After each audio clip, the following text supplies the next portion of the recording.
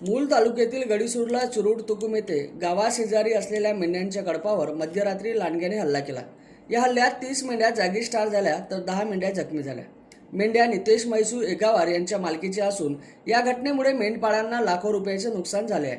Police Patil मालाताई Wadke यांनी one विभागाला माहिती दिली असून वन विभागाचे कर्मचारी घटनास्थळी येऊन पंचनामा केला। यावेळी माजी सरपंच, वनरक्षक, ग्रामपंचायत सदस्य आणि पोलीस अधिकारी उपस्थित होते। गावातील चराईच्या जागेवर अतिक्रमण झाल्याने मेंढपाळांना चराईसाठी अडचणी येत आहेत। पावसाळ्यात शेतात धान्य उभी असल्याने मेंढपाळांना मोठी अडचण निर्माण होते।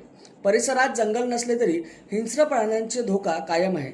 मेंढपाळांनी धोका लक्षात घेऊन मेंढ्यांना जागली करण्यास टाळाटाळ केली आहे, ज्यामुळे अशा घटना वाढत आहेत। स्थानिक नेते माजी सभापती चंदू मार्गोनवार यांनी मेंढपाळांशी भेटून सांत्वन केले असून वन विभागाकडे नुकसान तडजोड त्वरित करण्याची मागणी केली आहे। या संवेदनशील घटनेमुळे प्रशासनाने मेंढपाळांना संरक्षण देणे आवश्यक असल्याचे गावातील लोकांचे आवाहन आहे।